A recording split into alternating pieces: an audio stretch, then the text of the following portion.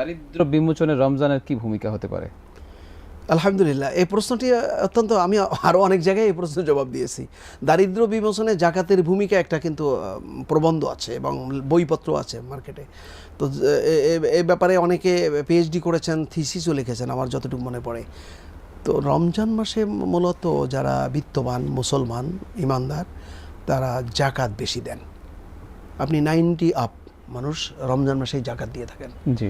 তো এখন ধনাঢ্যশালী যারা, হাজার হাজার কোটি টাকার মালিক যারা, তারা সত্যি যদি দারিদ্র্য বিমোচন করতে চান তাহলে তিনি দেখা গেল হয়তো 10 লক্ষ টাকা জাকাত দিচ্ছেন, 20 লক্ষ টাকার জাকাত দিচ্ছেন, এরও বেশি জাকাত দেয় এরকম লোকজন আমি কোটি টাকাও জাকাত হয় এমন মানুষ আছে বাংলাদেশে, এবং জাকাত দেয়ও।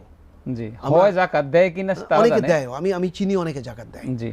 জাকাত দেয় বিধায় বাংলাদেশের অনেক এতিমখানা চলে, অনেক বড় বড় প্রতিষ্ঠান চলে। তো আমি ওই সকল ভাইদেরকে বিনয়ের সাথে অনুরোধ করব যে আপনি খুঁজে দেখেন আপনার বাড়িটা যেখানে গ্রামে, তার প্রতিবেশী কয়জন একেবারে দিনমজুর আছে, রিক্সা চালায়। জি।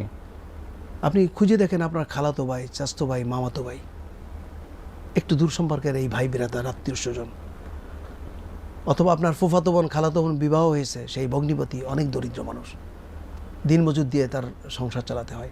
আপনি ইচ্ছা করলে তাকে 2টা গাভী কিনে দিতে পারেন, এবং এই গাভী 2টে সে বিক্রি করে খেয়ে না ফেলে, পরিচর্যা করার ক্ষেত্রে আপনি মাঝে মাঝে টেলিফোন করে খবর নিতে পারেন। ও পরের ক্ষেত্রে আর কাজ করা লাগবে না। অস্ট্রেলিয়ান বিদেশি যে গাভী, একটা গাভীতে 15 থেকে 20 কেজি দুধ দেয়। আপনি 2টা গাভী তাকে 3 লাখ টাকা দিয়ে কিনে দেন, দিয়ে বলেন যে তোমার এই 50,000 টাকা এই গাভীর খাবারের জন্য দিলাম, তার সংসার 2 মাস 3 মাস চালানোর জন্য যা খরচ লাগে সেটাও দেন, জাকাত থেকে দেন। 2টা গাভী সে পরিচর্যা করবে, এক পর্যায়ে যায় 6 মাস পরে গাভী বাচ্চা দিবে, গাভীর দুধ হবে 30 থেকে 40 কেজি, প্রতিদিন এই দুধ বিক্রি করবে, ব্যবসায়ী হয়ে গেল। জি। এর একটা অংশ দিয়ে সে গাভী আপনি কিনে দিয়েছেন, সেই গাভীকে পরিচর্যা করবে, আর একটা অংশ সে জমাবে, যে একসময় এই গাভী তো বয়সে বড় হয়ে গেলে বার্ধক্যজনিত কারণে তখন আর দুধ দিবে না, তখন যেন সে অর্জিত টাকা দিয়ে আরও 2টা গাভী কিনতে পারে। আমি বিশ্বাস করি যদি এই ধরনের দরিদ্র কর্মঠ কোনো দায়িত্ববান কোনো মানুষ, তাকে যদি ধনাঢ্যশালীরা মাত্র 3 লাখ টাকা দিয়ে তাকে পরিচর্যা করে, তাকে খোঁজ খবর নেয়, সে যেন বিপদগামী না হয়, তাহলে 10 বছর পরে এই দরিদ্র মানুষ 10 কাঠা 1 বিঘা জমি কেনার মতো সম্পদ তার হাতে আসতে পারে। 10 বছর পরে সে জাকাত দেওয়ার মতো সম্পদ তার কাছে জমা হতে পারে, চলে আসতে পারে। রাইট। আমরা এই একটা উদাহরণ দিলাম। জি। আমি যদি কৃষি ক্ষেত্রে যদি আমি একটা কৃষি ফার্ম তৈরি করি, আর আমার প্রত্যেক বছর যদি 50 লাখ টাকা জাকাত হয়, তাহলে আমি 20 বিঘা জমি কিনে আমি এখানে কৃষি কাজ করাবো। ওই ব্যক্তিদেরকে যাদের উপরে জাকাত ফরজ হয়েছে, তাদের সংসার পরিচালনার দায়িত্ব আমি নিব। তার দিন মজুরির প্রত্যেক দিনের মূল্য হয়তো 800 টাকা, আমি তাকে 1200 টাকা দিব, 400 টাকা তার নামে ব্যাংক অ্যাকাউন্ট করে রাখবো, আর 800 টাকা দিয়ে তার সংসার সে চালাবে, কিন্তু আমার নিয়ন্ত্রণে তাকে কাজ করবে, আমি এই ফার্মটাই করব জাকাত।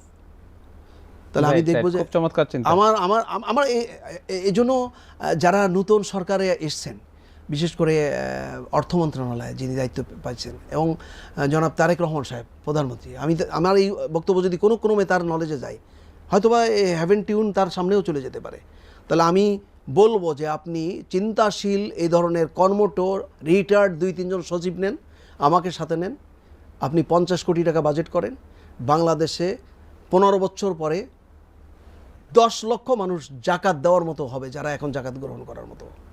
এটা সম্ভব।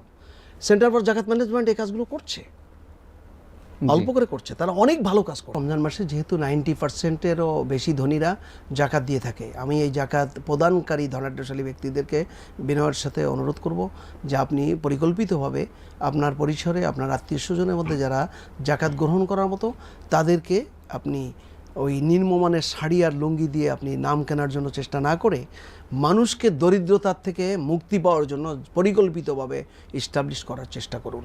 তাহলে এটা রাষ্ট্রের জন্য, সমাজের জন্য, দেশের জন্য অত্যন্ত উপকারী হবে। আল্লাহ তাআলা আমাদেরকে বোঝার তৌফিক দান করুন।